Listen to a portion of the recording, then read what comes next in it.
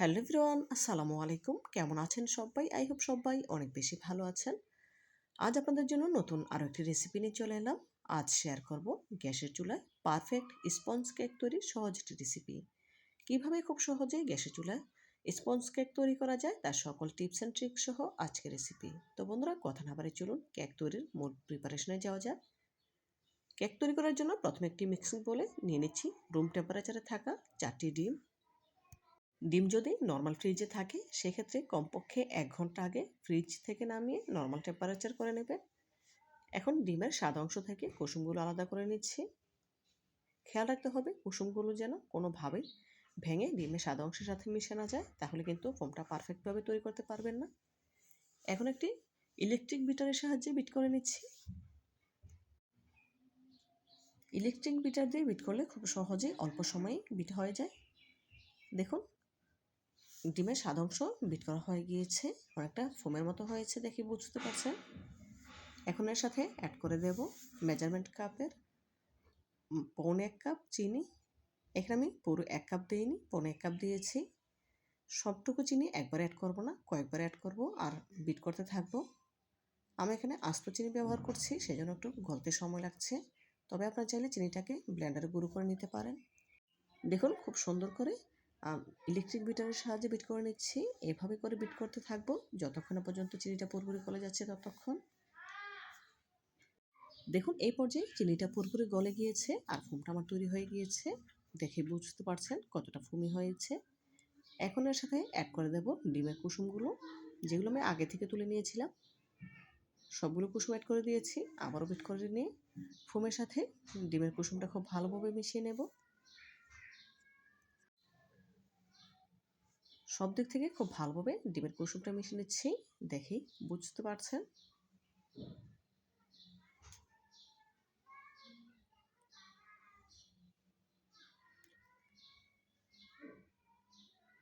মিশিয়ে নেওয়া হয়ে গিয়েছে। এই পর্যায়ে এর সাথে অ্যাড করে দেব 1/4 কাপ বা কোয়ার্টার কাপ সয়াবিন তেল, 1/2 চা চামচ ভ্যানিলা এসেন্স ফ্লেভারের জন্য। ভ্যানিলা এসেন্স দিলে ডিমের যে কাঁচা গন্ধ আছে সেটা আসবে না, খুব সুন্দর ফ্লেভার আসবে। আর তেলটা অবশ্যই দেবেন, স্কিপ করবেন না। তেলটা যদি পারফেক্ট মাপের দেন সেক্ষেত্রে দেখা যাবে কেকটা অনেক বেশি সফট হবে। দেখুন, এই পর্যায়ে সবগুলো উপকরণ মিশিয়ে নেওয়া হয়ে গিয়েছে। বিটার কাটা তুলে নিয়েছি। এখন এর সাথে শুকনো উপকরণ অ্যাড করে দিচ্ছি। দিয়ে দিলাম মেজারমেন্ট কাপের 1 কাপ ময়দা, 2 টেবিল চামচ গুঁড়া দুধ, 1 চিমটি পরিমাণ লবণ। এখন সবগুলো শুকনো উপকরণ একসাথে চেলে নিচ্ছি। কেক তৈরি করার ক্ষেত্রে অবশ্যই শুকনো উপকরণগুলো চেলে নেওয়ার চেষ্টা করবেন, এতে করে কেকটা অনেক বেশি সফট স্পঞ্জি হবে।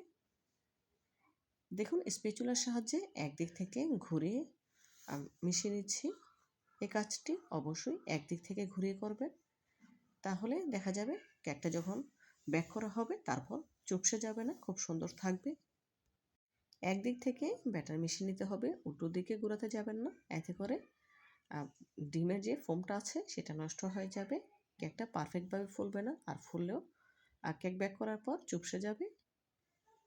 এই কাজটি অবশ্যই একটু ধৈর্য সহকারে করতে হবে, খুব বেশি তাড়াহুড়া করতে যাবেন না, এতে করে ফোমটা নষ্ট করে ফেলবেন। দেখুন, কথা বলতে বলতে মিশ্রণটা আমার রেডি হয়ে গিয়েছে। আর মিশ্রণের ঘনত্বটা দেখুন কেমন হয়েছে। আপনারা যদি আমার রেসিপিটা হুবহু ফলো করেন তাহলে আপনারাও পারফেক্টভাবে গ্যাসের চুলায় কেক তৈরি করতে পারবেন।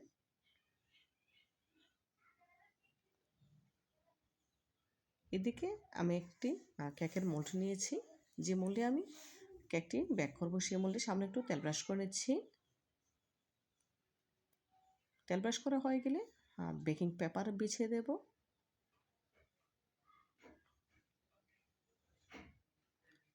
বেকিং পেপারের উপর আবারও কিছুটা তেল ব্রাশ করে নিচ্ছি, যাতে করে কেক থেকে খুব সহজেই পেপারটা তুলে আসে। মোল্ডে ব্যাটার ঢেলে নেব। যে ব্যাটারটা আমি আগে থেকে রেডি করে রেখেছিলাম সম্পূর্ণটাই দিয়ে দিয়েছি। এখন একটি কাঠের সাহায্যে একটু নেড়ে নেব, যাতে করে ভেতরে কোনো বাবলস থাকলে বেরিয়ে আসে। সামান্য একটু ট্যাপ করে দেব। কেকটি যেহেতু আমি গ্যাসের চুলায় বেক করব, সেজন্য চুলায় আগে থেকে একটি পাতিল বসিয়ে ফ্রি হিট করে নিয়েছি। ঢাকা তুলে একটি হাঁড়ি রাখার স্ট্যান্ডার বসিয়ে দেব, তার উপরে দিয়ে দিলাম কেকের মোল্ড। এখন ঢাকা দিয়ে জাল করে নেব ঘড়ি ধরে 30 মিনিট। প্রথম 1 মিনিট হাই হিটে জাল করে তারপর গ্যাসের ফ্লেম লো হিটে করে জাল করে নেব 30 মিনিট। আমি আপনাদের দেখিয়ে দিচ্ছি কতটুকু চুলার আঁচ রেখেছি, দেখি বুঝতে পারছেন। এতটুকু আঁচে জাল করে নেব ঘড়ি ধরে 30 মিনিট। এই 30 মিনিটে কেকটি আমার বেক করা হয়ে যাবে। 30 মিনিট পর ফিরে এলাম, দেখুন মাশাআল্লাহ কেকটা পারফেক্টভাবে বেক হয়েছে। এখন একটি কাঠির সাহায্যে আপনাদের চেক করে দেখে দেব কতটা পারফেক্ট হয়েছে।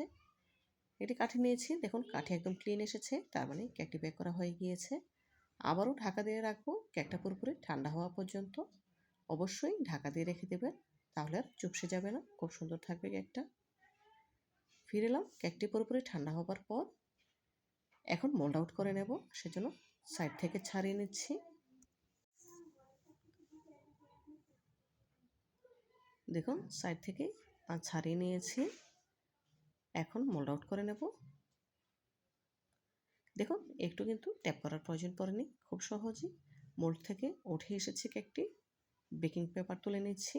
মাশাআল্লাহ দেখুন কেকের কালারটা কতটা সুন্দর হয়েছে, একটু কিন্তু পড়ে যায়নি বা কাঁচা রয়ে যায়নি। কতটা সফট হয়েছে দেখেই বুঝতে পারছেন। এই কেকটাকে আমি ক্রিম দিয়ে ডেকোরেশন করব, সেজন্য আমি এখন স্লাইস করে কেটে নেব। এখন একটি ব্রেড নাইফের সাহায্যে কেক স্লাইস করে কেটে নিচ্ছি। বন্ধুরা দেখলেন তো গ্যাসের চুলায় কেক তৈরি করা কতটা সহজ, কতটা অল্প সময়ে তৈরি করা যায়, আর কেক হয় একদম পারফেক্ট ঠিক বেকারি স্টাইলে। দেখুন একটি লেয়ার কেটে নিয়েছি, আপনাদের দেখে দিচ্ছি ভেতরটা কতটা ফ্লাফি হয়েছে, কতটা সুন্দর হয়েছে দেখে বুঝতে পারছেন। তো বন্ধুরা আমার রেসিপিটি যদি আপনাদের একটু হলেও ভালো লেগে থাকে, প্লিজ লাইক কমেন্ট এবং শেয়ার করবেন, আর আমার চ্যানেলটি সাবস্ক্রাইব করে পাশে থাকতে একদম ভুলবেন না। আজকের মতো বিদায় নিচ্ছি, দেখা হবে নতুন কোনো দিনে নতুন কোনো রেসিপিতে। ভালো থাকবেন সবাই, আর আমার জন্য দোয়া করবেন যেন প্রতিনিয়ত এমন আরও নতুন নতুন রেসিপি আপনাদের উপহার দিতে পারি। পরবর্তী ভিডিও দেখার আমন্ত্রণ জানিয়ে আজকের মতো বিদায় নিচ্ছি। আল্লাহ হাফেজ।